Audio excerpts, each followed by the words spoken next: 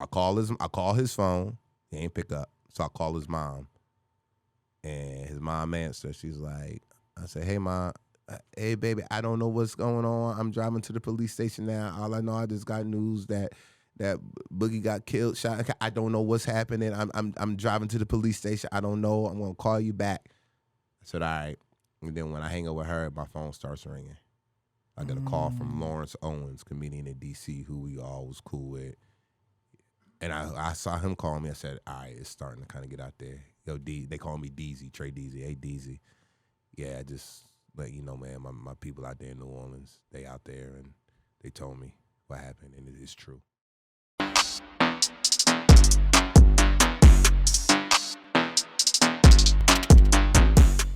Man, I hate to just end on this, but I wanna talk. You mentioned your sister, you mentioned Boogie. Mm-hmm.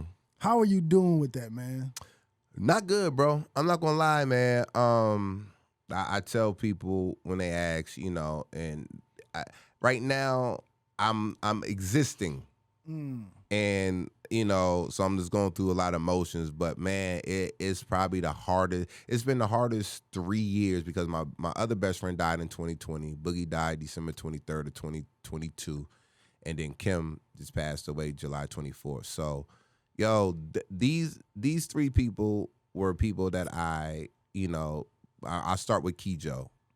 That was my brother, man. College, 1998.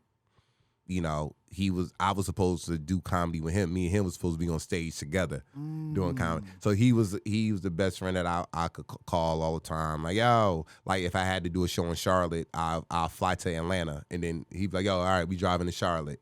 So he was going to be the guy that was going to be like the role manager and making sure we all got in the club part, the after party shit was right. That was like my bro. We was silly. So when he passed, I was like, yo, that was a big hit. Like, damn, yo. But as soon as he passed away, we went into the pandemic. So he died February 15th. The world shut down in March. Yeah. So going to his funeral, I had gloves. I was on the plane with gloves and shit on. A white lady was like, oh my gosh, is it that serious? I'm like, you gonna see? Literally, I'm going through tears like, oh my gosh. Is it? Mind you, I ain't want to wear all that shit, but my girl was like, yo, put these gloves on. I was the only nigga on there with the Lysol. Like, my girl got me out here looking. White lady, oh my gosh, is it really that serious?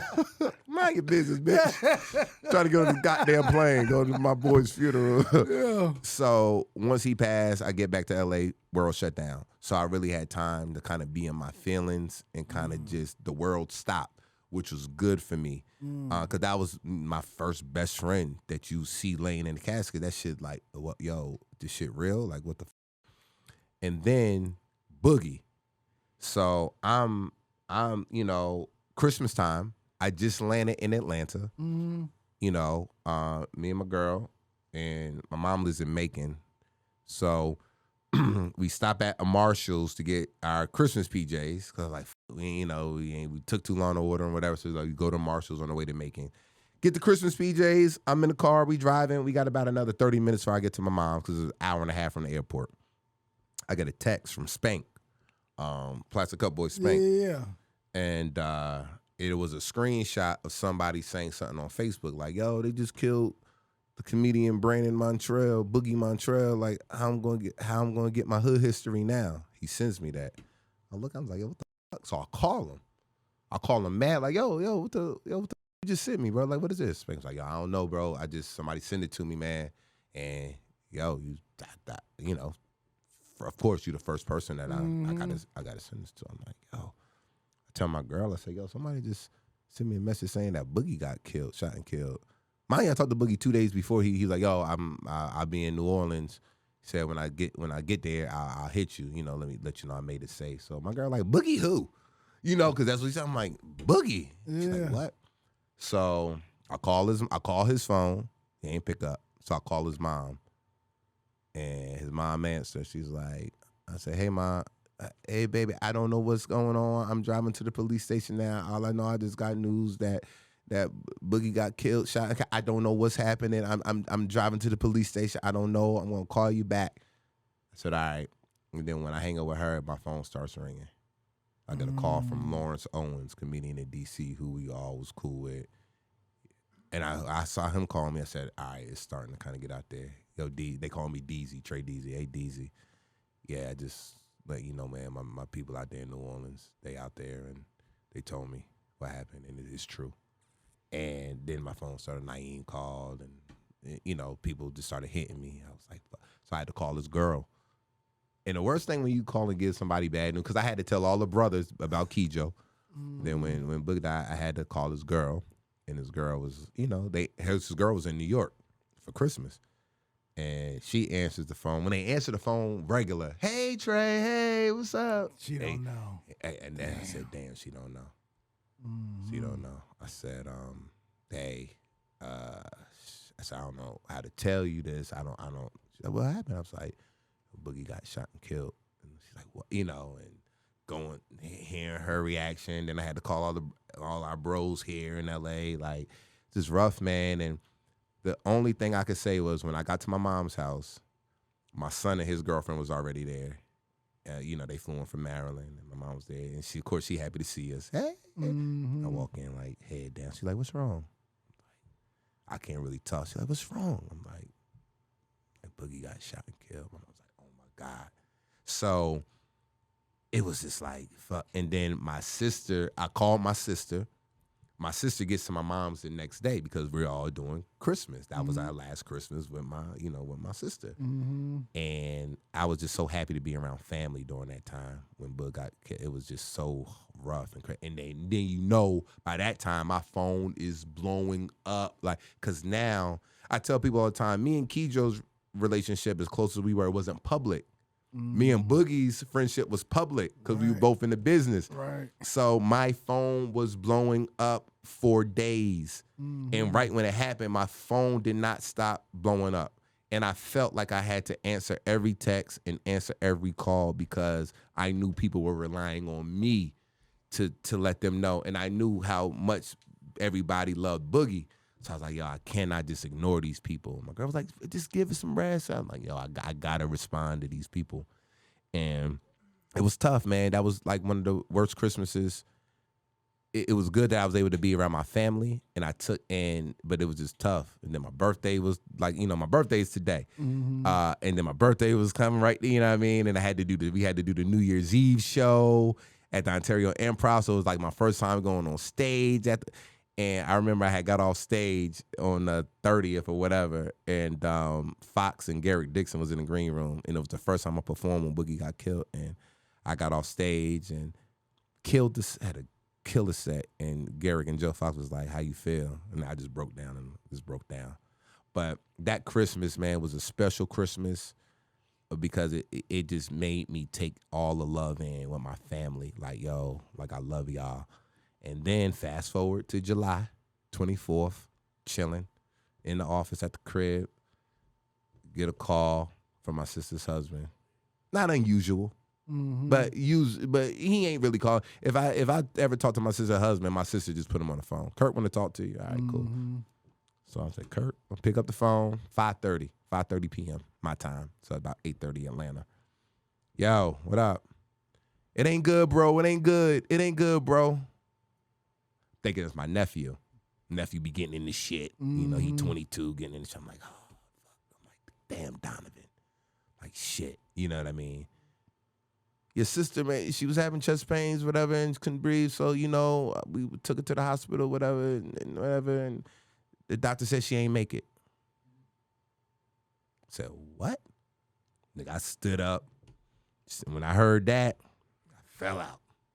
Girl came running down. I'm like, yo, what the And it was just like, I couldn't breathe. Like, it was just so weird. Like, I felt like something left my body when I got that call. I felt like I really felt something leaving my soul. You know what I mean? I was like, so, you know, bro, the only thing I'm able to do now is just talk about it. That's it. Like, I have to, you know what I mean? Like, in some shows I talk about it, some shows I don't. It just depends on the crowd and how I feel with that crowd. If I feel like that crowd is deserving of hearing the material that I have about Boogie and my sister, because Kijo dying was the recipe of the cake. Boogie dying was the cake. My sister dying was the icing. And that shit flipped my whole world upside down 17, 15, 18 times. Like I was like, oh shit. You know what I mean? Yeah. Like, you get in a boxing match, somebody jab you, stumble, you might fall. But this shit, nigga, it was just like, oh, it just don't feel right. So just dealing with it, man, therapy. Got a therapist. So you are going to therapy. Going to therapy. Going to therapy, bro. Just trying to be there for my mom. My mom was very resilient. Man. My mom is so strong, you know what I mean? But I hear her weak moments now. And even when she called me, happy birthday, son, I love you. I'm her only child now. That's the weird thing when you go from having a sibling to now being the only child. My dad freaking out because my dad plan was to be, my sister was supposed to take care of his ass. My dad freaking out calling me every day. Hey, son, like. Nah, nigga, you still going to that nursing home, nigga. You go to the nursing home, Pop.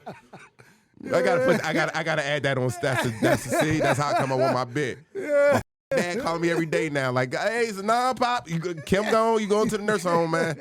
No, I ain't with you like that.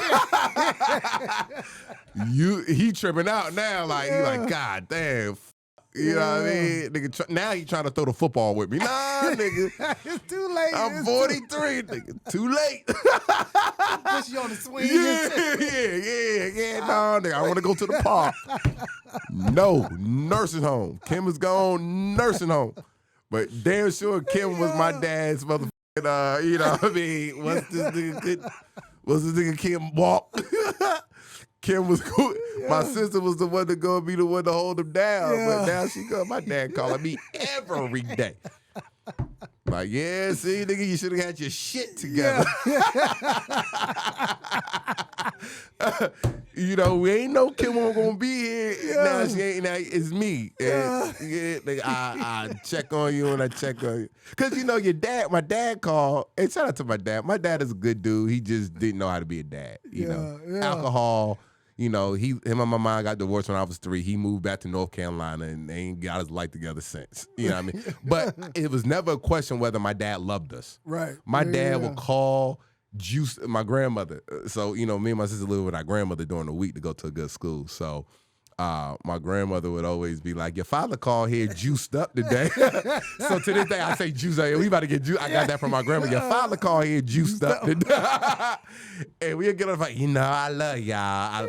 We never had a question whether our dad loved us. And he would come to Jersey every Christmas. And we go there every 4th of July to North Carolina.